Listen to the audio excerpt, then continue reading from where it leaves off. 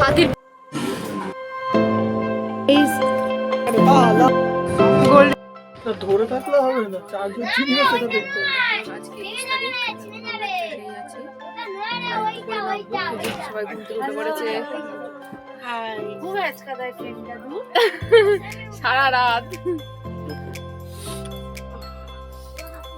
সবাই আছে। কটার সময় নামবো? 8:30টায়।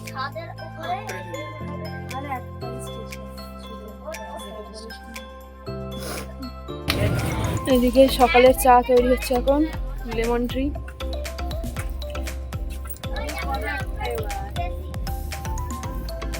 চার জনের হচ্ছে লেমন টি, আর আমি এমনি লিকার চা নিয়েছি।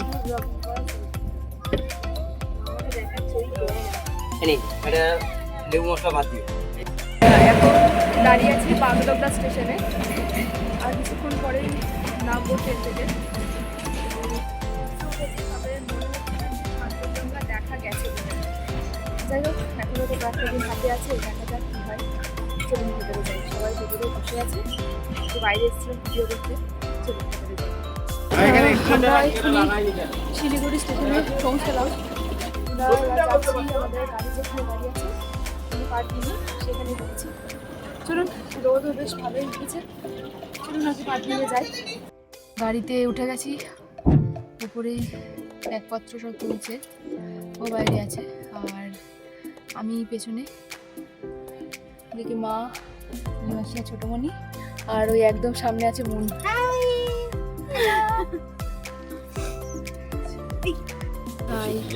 গাড়ি থেকে বলেছি, ও এক্ষুনি উঠলো, এতক্ষণ ওপরে মাল তোলা হচ্ছিল, তোলা হয়ে গেছে, এবার আমাদের গাড়ি স্টার্ট করবে। সকাল ঠিক 8:30টার সময় কিন্তু আমাদের ট্রেন শিলিগুড়ি স্টেশনে পৌঁছে গেছে। স্টেশনের বাইরেই এসে দেখি আমাদের গাড়ি আগে থেকেই পার্কিংয়ে অপেক্ষা করছে। রাতের ক্লান্তি কিন্তু এখনও চোখে মুখে লেগে আছে, কিন্তু তার থেকেও বেশি আছে সেটা হচ্ছে নতুন দিনের উত্তেজনা। শুরু হলো আমাদের আজকের অভিযান। গতকাল ছিল পথ চলার শুরু, আর আজ সেই পথ আমাদের নিয়ে যাবে আরও অনেক দূরে। শিলিগুড়ির ব্যস্ত শহরকে পেছনে ফেলে শুরু হলো আমাদের দ্বিতীয় দিনের যাত্রা। সামনে অপেক্ষা করে আছে নতুন রাস্তা, নতুন দৃশ্য, আর অসংখ্য অজানা গল্প। এখন যাচ্ছি সুগনা ফরেস্টের ভেতর দিয়ে, চলুন আপনাদের একটু বাইরেটা দেখাই। বদলে গেছে চারপাশের দৃশ্য, শহরের ব্যস্ততা ধীরে ধীরে পেছনে পড়ে গেছে, আর সামনে শুরু হয়েছে সবুজে মোড়া এক অন্য জগৎ, সুগনা ফরেস্ট।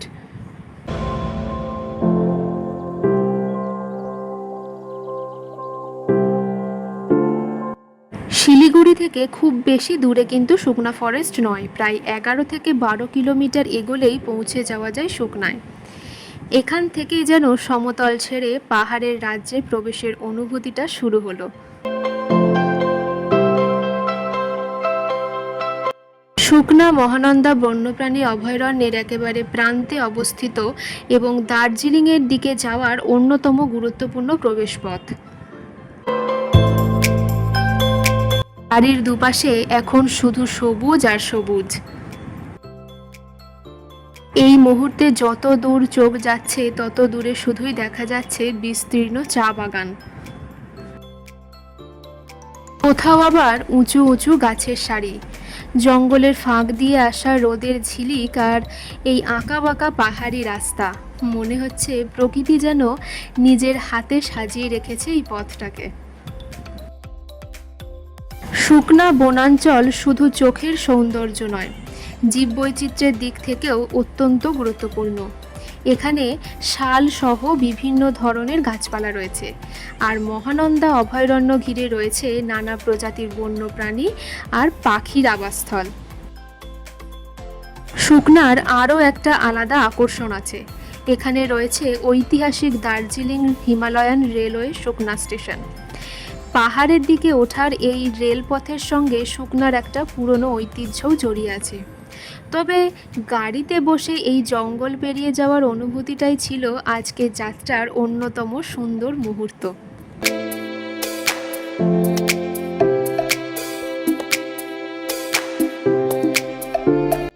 আমরা এখন ব্রেকফাস্ট করতে নেমেছি।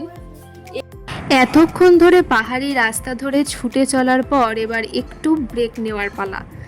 রাস্তায় সুন্দর একটা ছোট্ট দোকান দেখে গাড়িটা থামিয়ে দিয়েছি। সময় হয়ে গেছে ব্রেকফাস্টের। আর পাহাড়ি রাস্তার ঘোরার সময় গরম গরম কিছু খাবার খাওয়ার মজাটাই তো আলাদা। তাই আজকের ব্রেকফাস্টে আছে আমাদের সবার জন্য গরম গরম মোমো।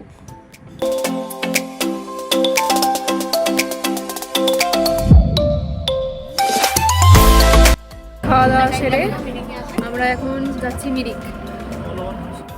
চলুন যাওয়া যাক। আমরা মোমো খেলাম, আর মা, ছোট বুড়ি, বোন আর মিলি মাসি একটু চাও খেয়েছে। আমরা দুজন চাটা খাইনি। হ্যাঁ চলুন যাই আগে। ভরা পেট আর ফুরফুরে মন নিয়ে আবার শুরু হলো আমাদের পথ চলা।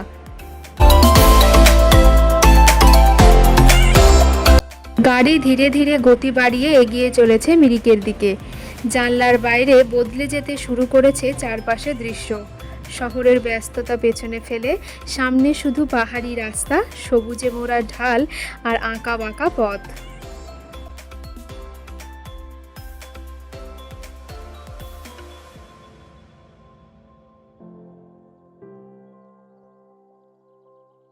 তো এখন পৌঁছে গেছি পাহাড়ের কোলে লুকিয়ে থাকা একটা ছোট্ট স্বর্গ, মিরিক লেকে।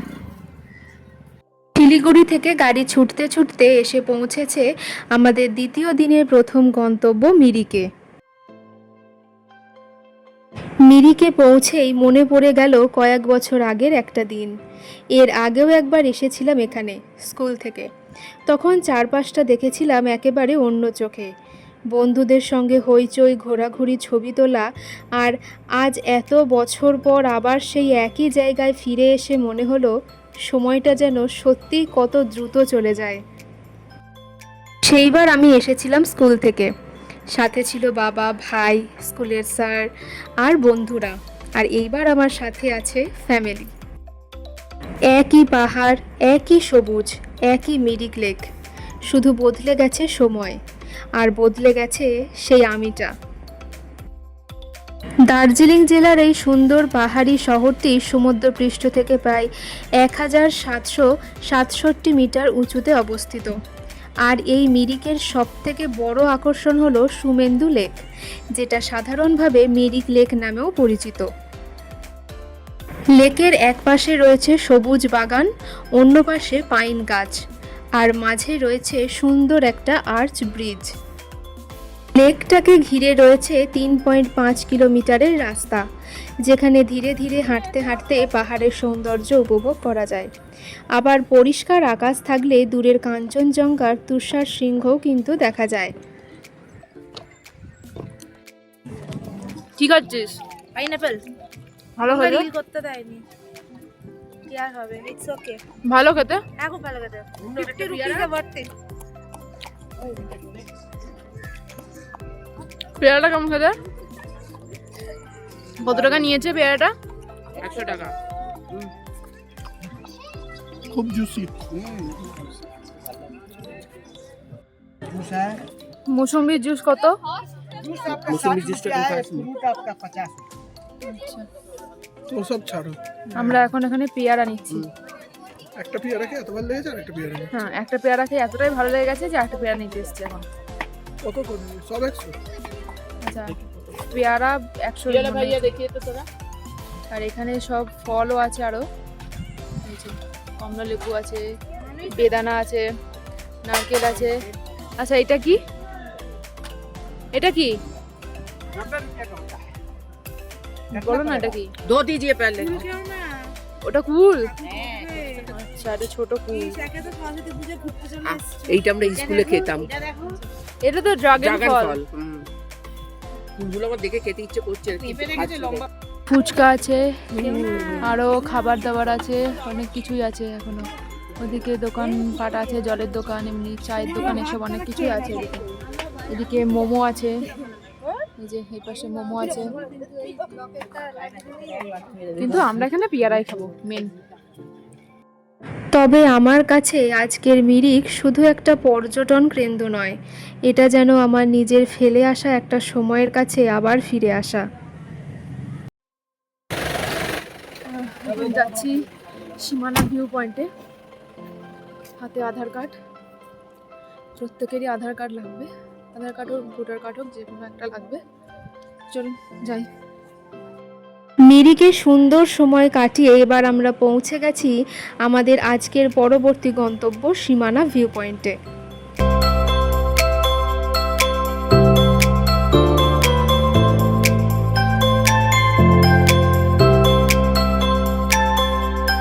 আগে আমাদের ওখানে আইডি প্রুফ দেখাতে হয়েছে। আইডি প্রুফের মধ্যে আমরা শুধু আধার কার্ড দেখিয়েছি, আপনারা চাইলে ভোটার কার্ডও দেখাতে পারেন।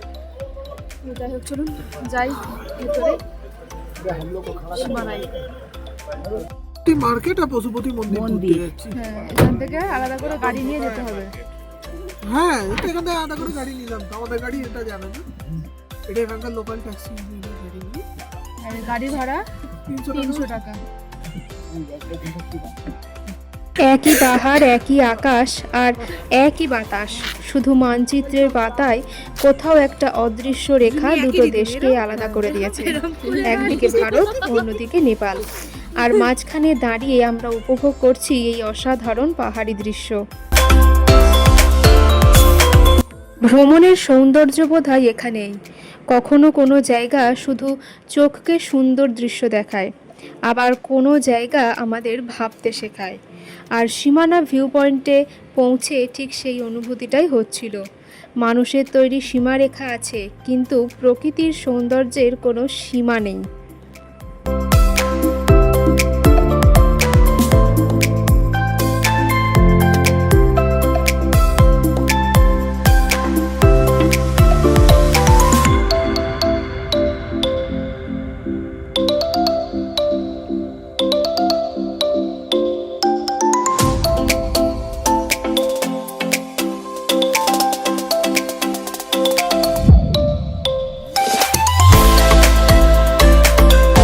চলুন, ওখানে তখন নেপালে গেলাম, এদিকে দেখুন কি করছে।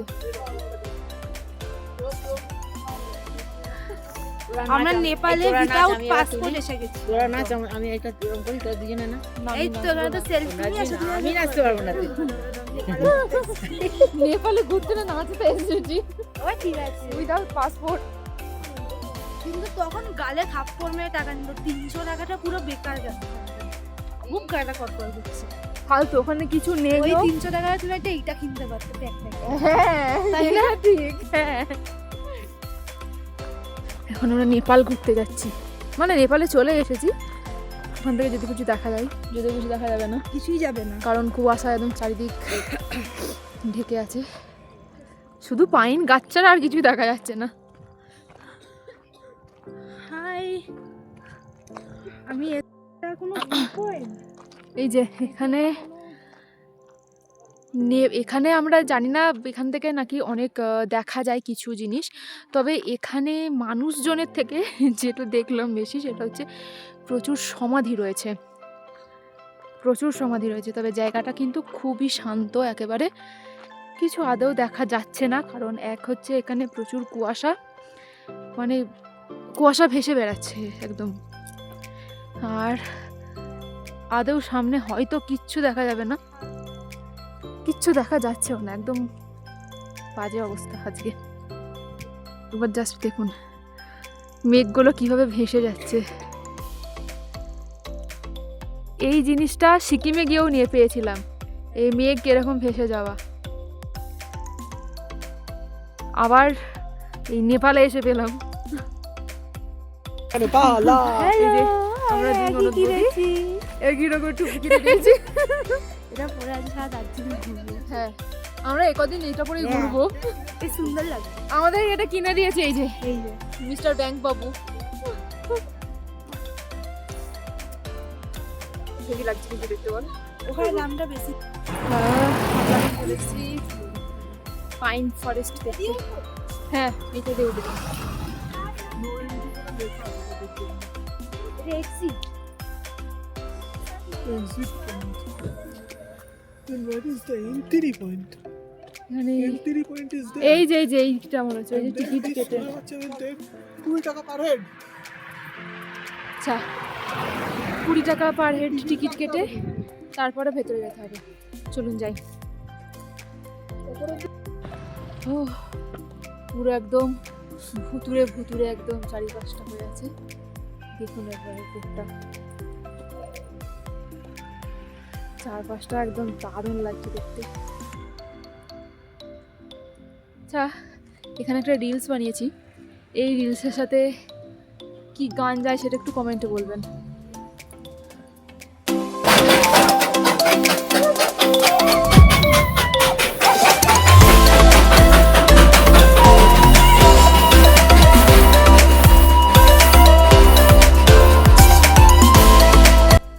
মিরিকের সৌন্দর্য আর পাহাড়ি হাওয়াকে সঙ্গে নিয়ে এবার আমরা পৌঁছে গেছি আমাদের হোটেলে।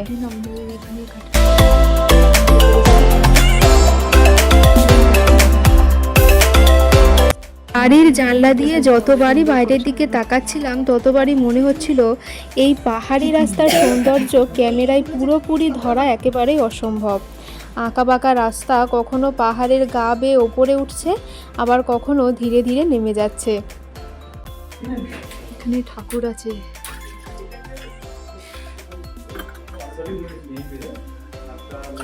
চলুন সামনের দিকে যাই।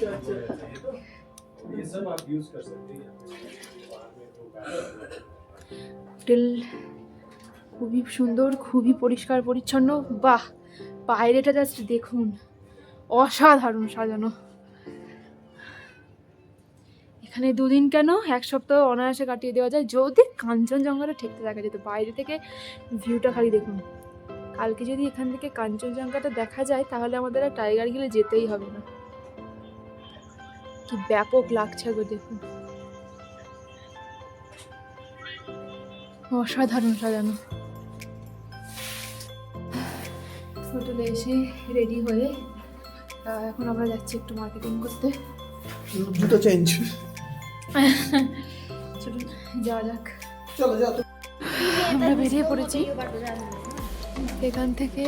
মেল মানে হোটেলে আমরা যেটা জিজ্ঞাসা করলাম সেটা হোটেলে ওখানে বললো যে এখান থেকে মেলে যেতে, মানে আমাদের হোটেল থেকে মেলে যেতে 2 থেকে মানে ওদের লাগে 2 মিনিট, আমাদের 5-10 মিনিট তো লাগবে। যাই হোক চলুন মেলে যাই, কী কেনাকাটা করছি সবটাই শেয়ার করবো।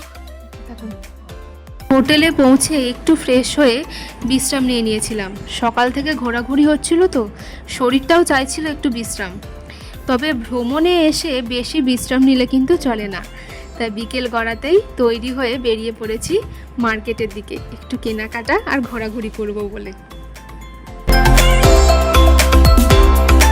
মেলের রাস্তায় হাঁটতে হাঁটতে কেনাকাটা করতে করতে কখন যে সময় কেটে যায় সেটা বোঝাই যায় না।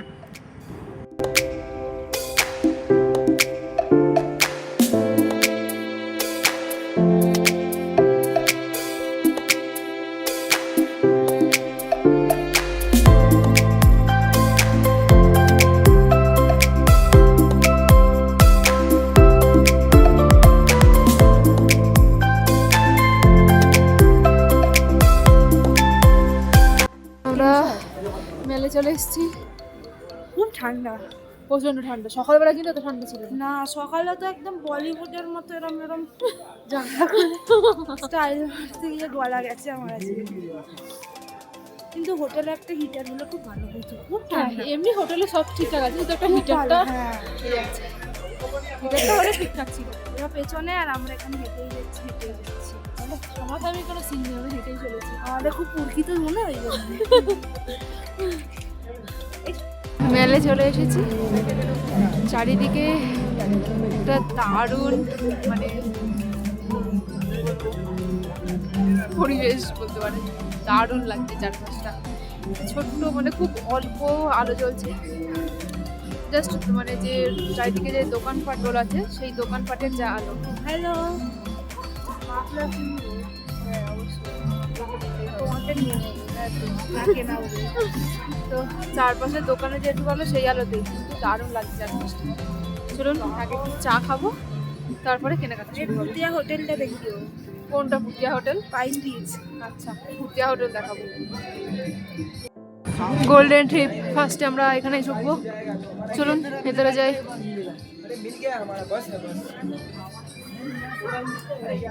ওটা কমপ্লিট, অনেক কিছু মার্কেটিং করা হয়েছে। এবার যাবো খেতে। আমরা আজকে হোপেই খাবো, হোপ গ্র্যান্ডিসেই খাবো। চলুন ভেতরে যাই। সারাদিন পাহাড়ি রাস্তা ঘোরাঘুরি আর কেনাকাটার পর এখন বেশ ভালোই খিদে পেয়েছে, তাই রাতের খাবার খাওয়ার জন্য চলে এসেছি।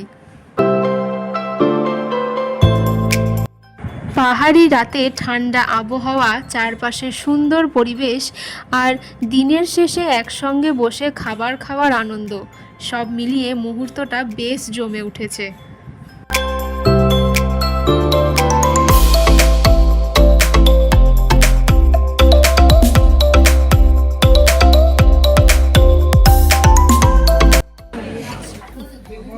এটা কি নাম?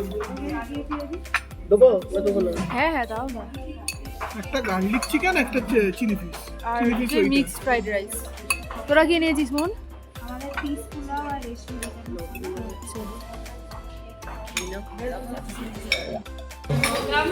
এটার নাম কি? হ্যাঁ মতো জানি না, খেতে ভালো এটা জানি। ব্রাউনি না কি বলছিলে? Brownie ice cream. হেভি খেতে। তো রাতের খাবার দাবার সেরে একেবারে চলে এসেছি। এখন 10টা 15 বাজে। তো যাই হোক, এবার শুয়ে পড়বো। সারাদিন ধরে চলছে, আর পারছি না, এবার একটু শুতে ইচ্ছা করছে। যাই হোক চলুন, ভিডিওটাও তাহলে আজকে এখানেই শেষ করছি। দেখা হবে আবার নেক্সট দিনের ভিডিওতে। সবাই ভালো থাকবেন, সুস্থ থাকবেন। আর হ্যাঁ, যারা ইউটিউব থেকে দেখছেন তারা প্লিজ একটু চ্যানেলটি সাবস্ক্রাইব করে দেবেন। আর যারা ফেসবুক থেকে দেখছেন তারা পেজটি একটু ফলো করে দেবেন। আর লাইক কমেন্ট শেয়ার করতে কিন্তু একদম ভুলবেন না। আর বলছি যে ভিডিওটা কেমন লাগলো সেটাও কিন্তু অবশ্যই কমেন্ট করে জানাবেন। যাই হোক চলুন, দেখা হবে আবার সামনের ভিডিওয়ে। সবাই ভালো থাকবেন, সুস্থ থাকবেন।